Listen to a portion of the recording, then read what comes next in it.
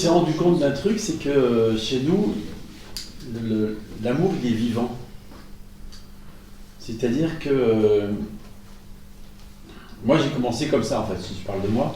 J'ai commencé par une expérience mystique intense où il était évident que tout était de l'amour. Et donc, pendant des années, j'y suis mis sur la voie de la dévotion, la voie de l'amour. Et la voie de la connaissance, au début, m'a paru très froide. Et vraiment, ça résistait, ça ne voulait pas y aller. Attends, moi, c'est l'amour que je veux, c'est pas la connaissance, rien à faire, c'est trop froid. Et jusqu'au jour où j'ai lu une phrase de Ramana Maharshi qui disait quelque chose comme il y a deux voies royales vers la réalisation, la voie de la connaissance et la voie de la dévotion. Et ces deux voies n'en forment plus qu'une très vite, en fait. Elles mènent au même but. Et alors chez moi, ça s'est réuni. Et du coup, j'ai accepté de continuer sur la voie de la connaissance. Et en fait, ça se tient à la main très vite, ces deux voies, elles doivent se tenir la main, elles doivent s'épouser, sinon ça ne va pas le faire. Et on s'est dit que la connaissance, c'est super, mais ça ne suffit pas. Il y a vraiment besoin de l'autre côté aussi. Voilà. En fait, ce qui est frappant souvent, c'est que la connaissance reste au niveau de la connaissance. Voilà. C'est-à-dire, vous savez ce qu'est le soi, de savoir pur, mais ce n'est pas vécu, en fait. Il manque quelque chose. Il manque l'amour. Et l'amour, ça veut dire, c'est la voie de la dévotion. Et la dévotion, c'est pas une dévotion bête et méchante, c'est du respect, c'est de l'amour, c'est de l'affection pour l'enseignement, pour les maîtres, pas pour nous, on s'en fout, c'est pas le truc, c'est pour ce qui est. Voilà. Et donc, comme tout est ce qui est, tout est l'amour et tout est ce qui est, seul l'amour est, seul est ce qui est, c'est de la dévotion pour tout, en tant que le soi. Il y a besoin de voir l'amour en tout. Et c'est la raison pour laquelle dans la voie de la connaissance, parfois ça paraît froid. Ça peut dire c'est vide ou c'est plat ou d'accord, il y a ce qui est, ok. Ou alors ça va utiliser ce qui est pour éviter quelque chose, etc. C'est pas ça, c'est pas ça, c'est pas ça. C'est du côté de la vacuité, la connaissance. La voie de l'amour est du côté du plein. Oui. Et il y a besoin du plein. Oui. Et le plein, c'est tout est amour, en fait. Je ne sais pas dans quelle mesure ça a joué, mais ces gens qui se prétendent d'une non-dualité radicale, c'est un parfait aveuglement. C'est-à-dire qu'ils n'ont que le vide, ils n'ont que la connaissance. Ils n'ont pas le plein. Pour le soi, il n'y a rien. Il n'y a rien là. Oui, il n'y a rien là, c'est vrai, il n'y a rien là. Mais il y a tout là. Et il manque ce côté-là. Pour le mental, c'est impossible qu'il y ait à la fois rien et tout. Mais le soi, il s'en fout du mental. C'est pas son problème, ce que pense le mental. Et pour le soi, c'est tout à fait possible qu'il y ait rien et tout. Ce que j'aimerais rajouter, c'est que souvent, moi c'est allé comme ça aussi, c'est que la voie de la connaissance, bon, les Européens, ça c'est plus facile pour eux souvent, mais surtout quand on a un refus d'incarnation massif, c'est la voie favorite. Parce que ça va du côté du rien et c'est tellement bien qu'il n'y a rien, parce qu'il n'y a pas de la désincarnation. Sauf qu'il manque le plein, il manque le monde. Le monde est le soi. Et le monde va vous rattraper. Et si le monde n'est pas vu comme le soi, il manque quelque chose. C'est-à-dire, entendez ça, tout est le soi. Le monde est le soi. Chaque événement, tout est le soi. Chaque pensée est le soi. Tout est le soi. Alors, on le sait, mais ça a besoin d'être vécu. Et ça veut dire, en namasté, en prosternation devant ce qui apparaît. Vous voyez, ça change la donne. C'est en namasté devant vos traits névrotiques, vos colères, vos tristesses, tout ce que vous pouvez imaginer, toutes les pensées farfelues qui ont de travers. Namasté, parce qu'il n'y a que ça. C'est le soi qui est en train de se manifester. Voyez-vous ? Et ça, c'est l'amour. Et c'est aussi la libération. Parce qu'alors, il est clair que ça ne nous appartient pas. Parce qu'il est clair que l'abandon est là. C'est la voie royale de l'union, à ce moment-là. L'unité. Et s'il n'y a pas ça, comme dit dans la Bible, si vous n'avez pas l'amour, vous n'êtes rien. Tu vois ? plus les mots exacts, mais quelque chose comme ça. Alors ça va être intéressant de partager ça pendant ces 4 jours parce que je peux partir de mon expérience, ça peut être au début de l'éveil, chez moi je pouvais dire paix, tranquillité, joie, tout ça, bonheur, machin, mais alors amour, ça sortait pas, mais vraiment pas. Je disais à Gégé, mais comment ça se fait? Il y a tout, mais par contre l'amour ne vient pas. Et c'est là où l'expérientiel vient rejoindre l'essence, parce que en fait ce sont des conditionnements expérientiels qui font que c'est par ressenti. Hein, et chez moi il y avait très fort l'amour est souffrant. Mais quand on ne déloge pas ce truc-là, forcément c'est compliqué de ressentir ça. Hein. Bien évidemment, on ne parle pas d'un amour personnel, on parle de l'amour en soi, inconditionnel. Mais ce sont tous des vasanas qui traînent et forcément qui sont agissants tant qu'ils ne sont pas vus, quoi. Alors on sait très bien que tout est amour, mais forcément ça ne va pas le vivre pleinement parce qu'il y a ces trucs-là, quoi. Ouais. Donc l'invitation pendant ces 4 jours, c'est à voir tout ça. En fait, c'est pas comment est-ce que je peux rejoindre l'amour, parce qu'il n'y a pas un quelqu'un, c'est qu'est-ce qui fait, alors que nous sommes l'amour même, qui ne soit pas ressenti dans le corps, enfin qui ne soit pas expérimenté ici, tout le temps. C'est quoi ce truc? Voilà.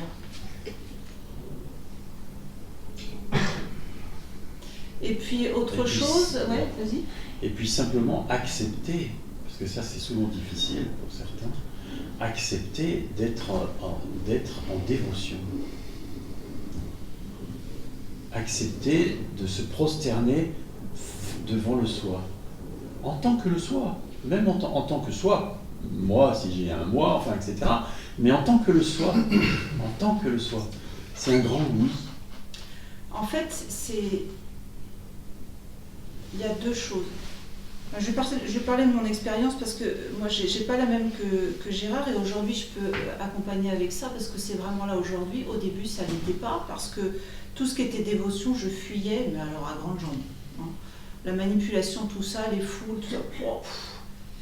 Et puis, avec l'éveil et ce qui est tombé, aujourd'hui, je peux dire, je vois ce qu'est la dévotion, je sais ce que c'est. En fait, c'est vécu. C'est-à-dire que simultanément nous sommes cela et simultanément au sein de ce que nous sommes, il y a cet organisme-là qui se prosterne. Les deux simultanément, tout le temps, tout le temps, tout le temps. Parce que le fait que l'organisme se prosterne fait que les restes d'impression de séparation vont fondre. Voilà, c'est les deux ensemble. Simultanément je suis cela et simultanément l'organisme. Mame Ravaillé, elle disait très clairement, c'est très très beau, c'est le maître lorsqu'il rentre dans l'expérience, il devient le serviteur. Comprenez cette phrase? Le plus grand d'entre vous, qu'il soit votre serviteur. C'est les deux simultanément. Dans l'expérience, l'organisme est serviteur et en soi, il est le soi. Les deux. C'est d'une beauté. Quand vous entrez dans la salle, même si on y mange, même si on y discute de tout et rien, etc., ou ailleurs, dans la nature, etc., et bien prenez l'habitude de vous prosterner devant le soi. En fait, presque, je vous inviterai pendant ces 4 jours à rester tourné à l'intérieur tout le temps, tout le temps, tout le temps. C'est ça l'invitation. Même quand vous allez à la plage, c'est être à l'intérieur. Être tourné vers le soi, pas vers l'extérieur, tout le temps. Ça veut dire, tout est le soi. En tant que le soi. En tant que le soi. Ça, c'est le soi. En tant que le soi. Les mots qui sortent de là sont le soi. Les gestes sont le soi. Les mots qui résonnent dans la pièce sont le soi. Le soleil, c'est le soi. Tout est le soi. Vous êtes le soi, tout est le soi.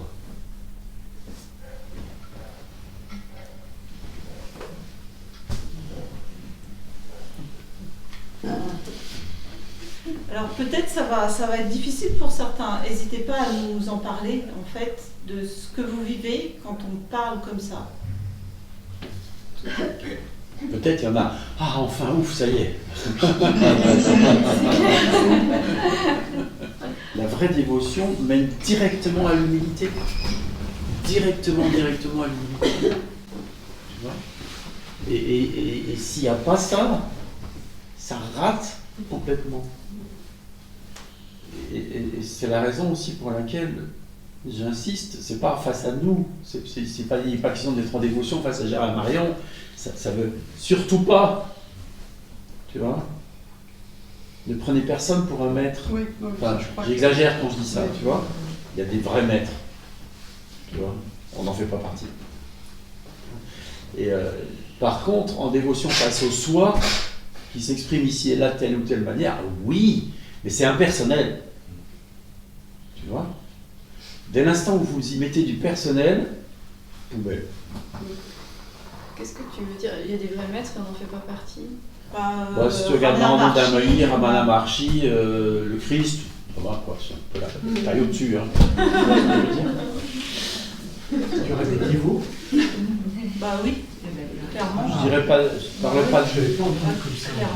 Je parlais pas de niveau, mais de degré de réalisation. Ah, oui. Toi, les bouddhistes. Non, de degré de réalisation, c'est pas pour rien qu'on parle d'intégration. Hein. Oui, les bouddhistes décrivent, ça je l'ai dit plusieurs fois, 4 êtres nobles. Mais c'est pour ça que tout à l'heure je disais, il y a la connaissance de ce qui est, il y a le vécu de ce qui est. Tu vois, le vivre tout le temps, il n'est que le soi. Le vivre dans la chair. C'est-à-dire que c'est même pas le vivre, c'est que je suis le soi. C'est pas Gérard qui est le soi, c'est le soi vit Gérard. Oui.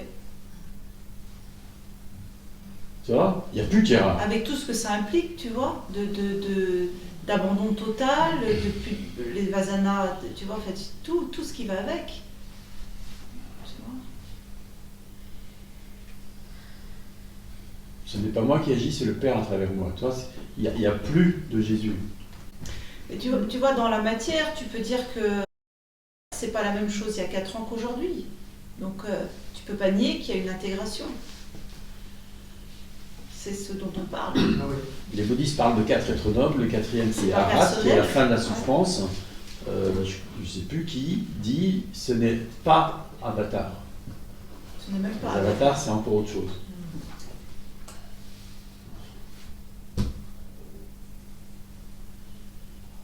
Mais à nouveau, c'est pour ça que, enfin, moi je trouve très belle cette voix. Tu vois, c'est nouveau pour moi aussi comme ça, parce que c'est l'humilité qui arrive par rapport à ça, tu vois.